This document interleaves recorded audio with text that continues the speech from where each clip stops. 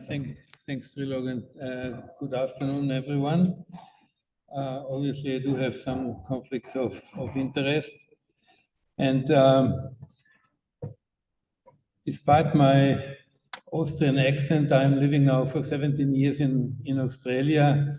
And unfortunately, Australia is leading the world in regards to melanoma incidence, a combination of skin type on basically beautiful weather.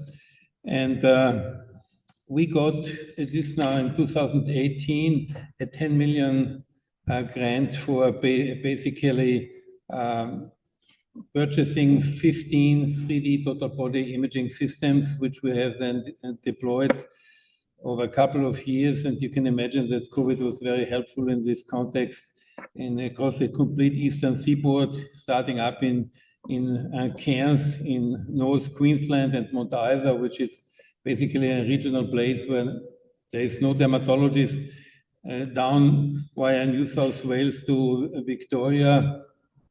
And we have from these 15 sites, quite a few sites don't have dermatologists, which is something which our funder wanted, that we really test the imaging systems in regional and rural Australia.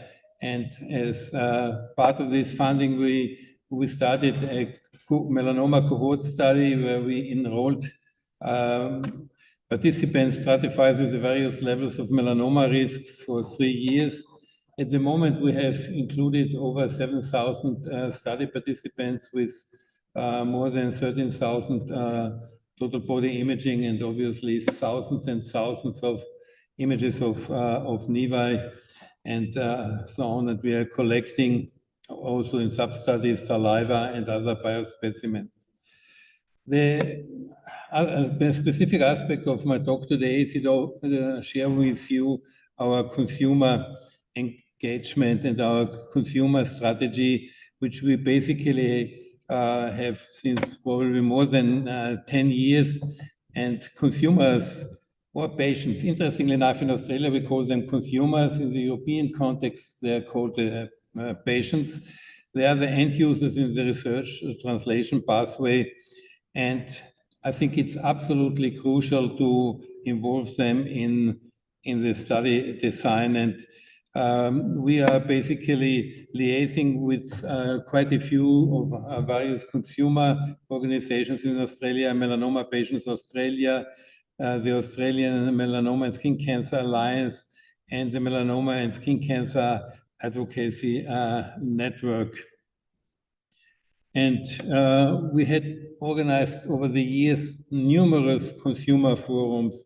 We had first a Center of Research Excellence in the study of nevi, and you see we have always discussed various questions. For example, partner-assisted skin examination, does it work? Because, you know, skin self-examination is one topic, but how you can look at the moles on your back, right? So this has to be partner-assisted. But we were also discussing algorithms and robots. Will they play a role in melanoma early detection? 2017, Alan Halpern, which you all know well, he was visiting us. Melanoma genomics, another topic, and so on. And also now in the recent years, as you see, we had several topics discussed with our consumer: skin cancer photography, consent and protecting your privacy, the future of melanoma screening, or skin checks in Australia. How do we reach the right people at the right time? And of course, just recently, AI and skin cancer progress so far and promising pathways ahead. And obviously, we have learned quite a bit in this context. The consumers are not just participants in our research, they are co-designers. In some way, this is a little bit of a token word, but it's not really true, because our consumers are coming from various aspects. Many of them, of course, had advanced melanoma, fair to say, but one of them, and this is Greg Lawn, who will show you a photo, for example, he was a strategy advisor with PwC, and so he brings a very specific input in this, as Alison Sloan Button, who is a nurse, or Tamara, who is a policymaker, right? So each of them brings different aspects into this. And this is certainly something which is quite interesting. And we have involved in all sorts of discussions in the research committees. We have a separate consumer committee and so on. And of course, we recognize that there are common barriers to meaningful consumer involvement in research.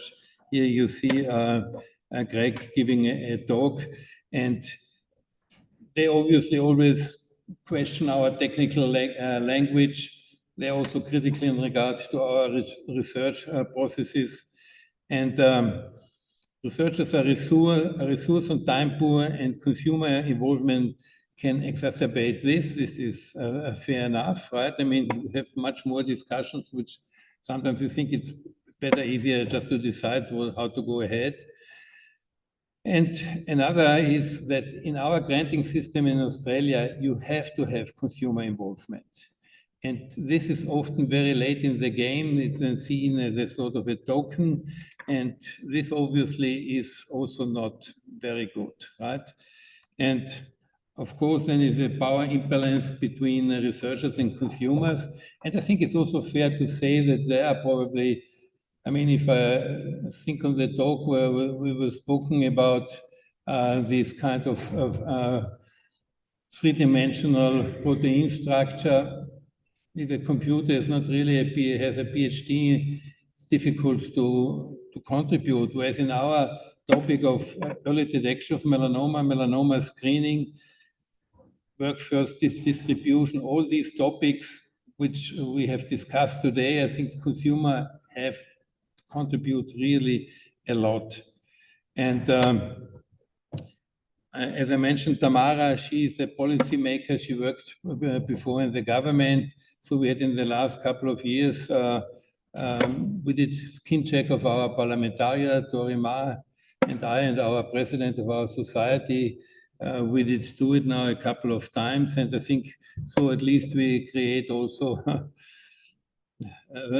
some positive attitude to our policymakers. And as a result of this, and also that our Australians of the Year, Georgina Long and Richard Scolyer, they were the Australians of the Year 2025. The government has now basically given the Melanoma Institute Australia $10 million to prepare a roadmap for its targeted screening program in Australia. And the outcome should be in 4 years. Yes, we should have a targeted screening in Australia or no. And I think this is a very good approach. And again, consumers are involved in all these working groups. Actually, for each working group, usually between 10 to 15 people, there are 2 consumers. They feel very strongly that 1 consumer wouldn't be enough. And so for a variety of reasons.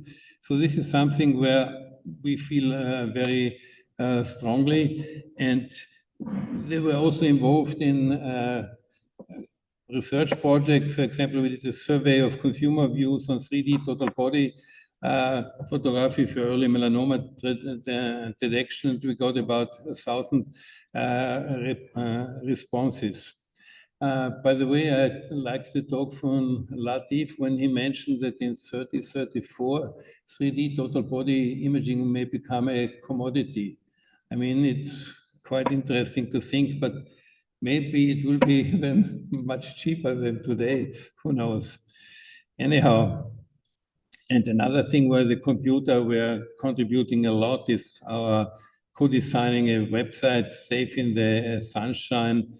And with this, I like to end my talk. Just a final comment. In Australia, we have 17,000 invasive melanoma a year, but 28,000 in cytomelanomas, which obviously is also a big issue of overdiagnosis, as has been mentioned by Giovanni earlier today. I feel very, very strongly that a significant amount of these in cytomelanomas is overcalled, let's say in a very elegant way, by anxious pathologists, right? Because you don't want to, as a pathologist, to get this medical legal issue to miss a melanoma, right? Therefore, then you see a few cells and call it in situ melanoma. But we have also studied, and we know that many, many patients are very, very anxious about an in situ melanoma.